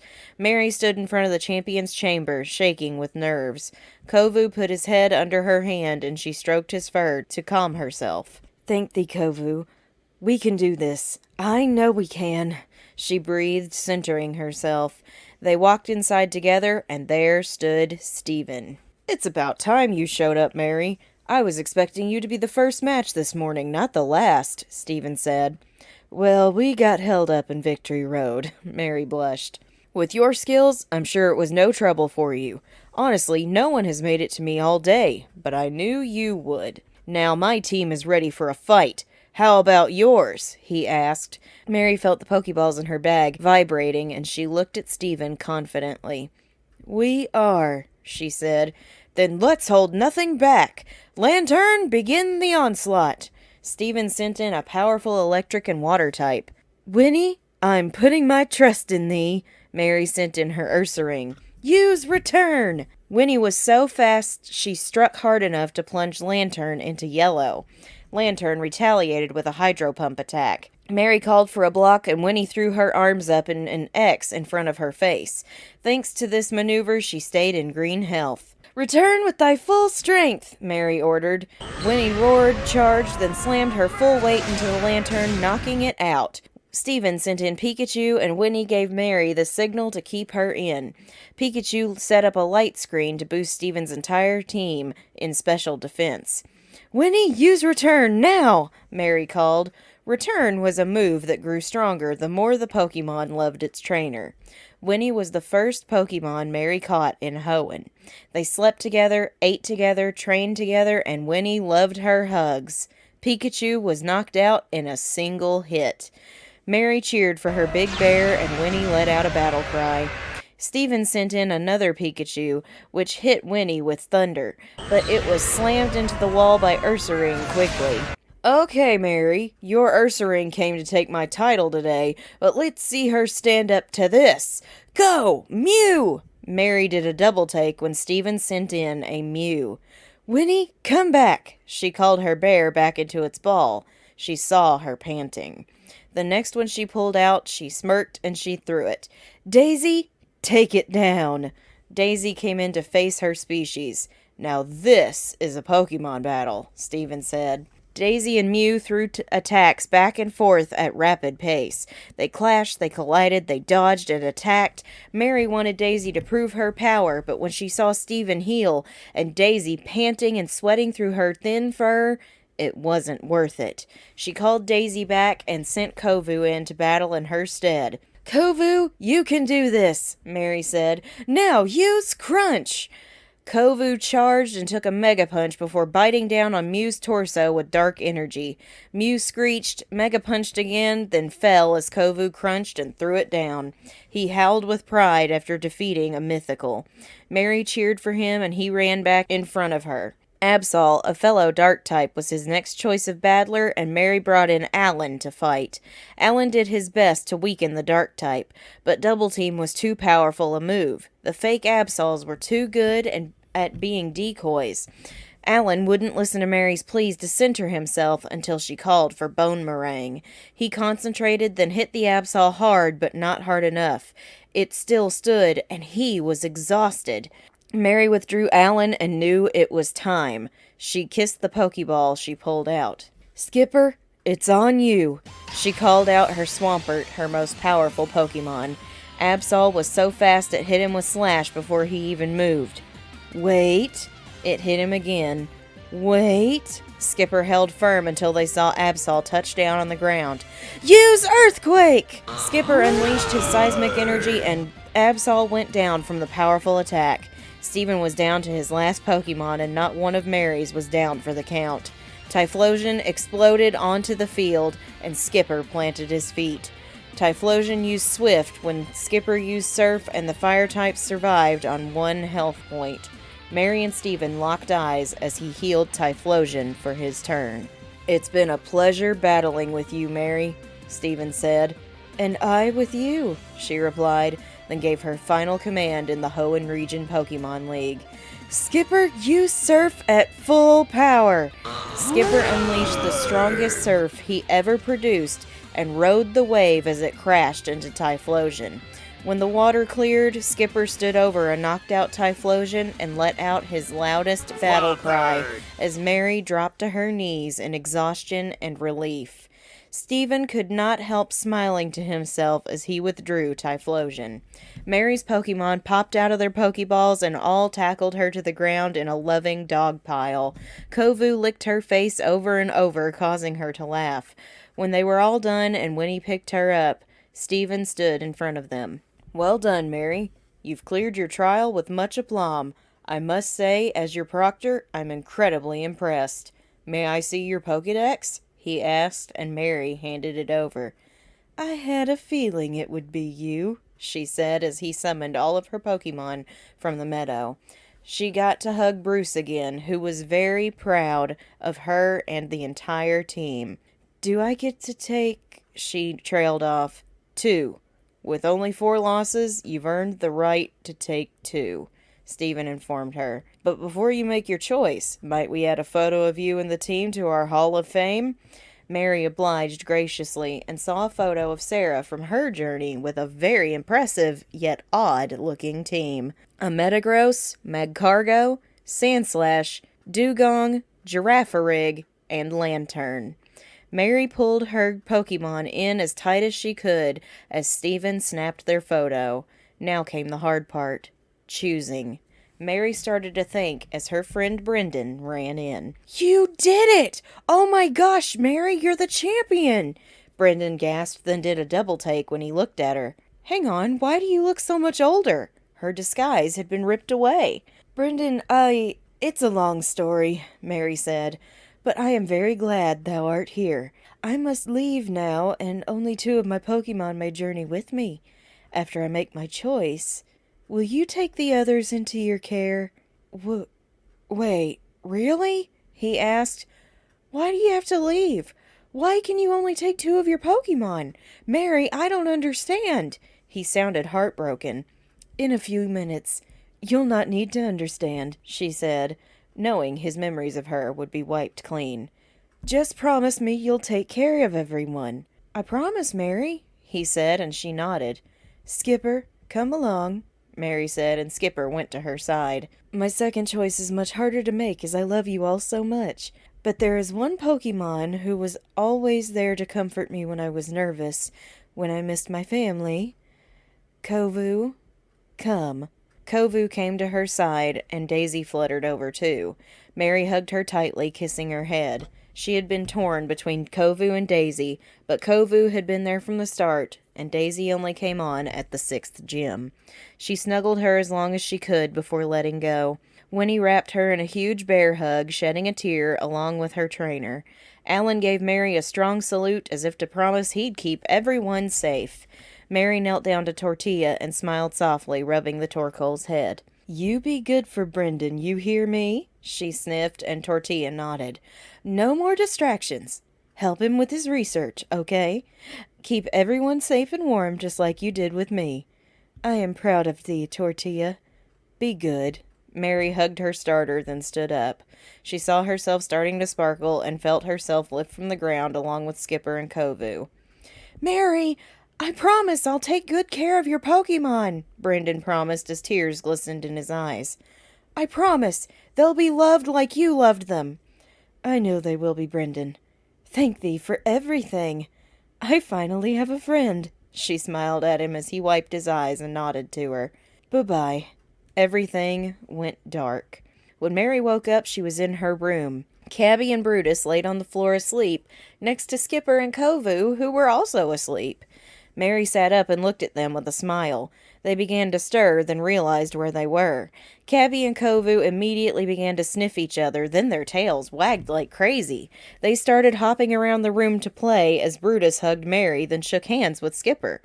Mary heard banging downstairs, and a sweet voice followed. "Sarah!" Mary gasped and bolted downstairs with her Pokemon behind her. Sarah was closing a door that hadn't been there before. "Sarah! Mary, thou art back!" Sarah ran to her and wrapped her in an embrace. "Thy trial was cleared. I am so pleased you are home." "As am I, sister." "Oh, where are the new arrivals?" Sarah asked, and Mary gestured behind her. "Skipper is my Swampert, and Kovu is another wonderful Mightyena." Mary introduced her new Pokemon, and Sarah grinned. "They are fine specimens," Sarah said as Mary looked around. "Where are the others?" Mary asked. "Thy Pokemon are not in the house." "Yes, well, we have limited space in here, so after I returned from my trial, my Pokemon and I took it upon ourselves to extend a bit," Sarah said. "We have made a meadow for them. Follow me." Sarah took Mary through the new door and into a special room that was filled with Sarah's Pokemon. It had straw beds for each of them, a feeding station, watering station, and more to keep them occupied and cozy. This project was certainly impressive, but what shocked Mary was that there were 9 Pokemon total inside. How were there so many?" she stammered. "Well, my trial ended without any losses, so my proctor allowed me to take my entire team," Sarah explained, and Mary's jaw dropped. You made it through thy trial without a single loss?" Mary gasped. "Yes, 'twas difficult, but my team worked together so well that we did wonderfully," Sarah said. "I rather doubt I will pull off such a triumph again." "I only hope to do so at least once," Mary said, trying to comprehend this development. "Mary, Mary, Mary!" Billy came careening into the room and slammed into his trainer's open arms. "Billy missed Mary. Billy is glad Mary is home." "Oh, Billy, my boy, I have missed thee too.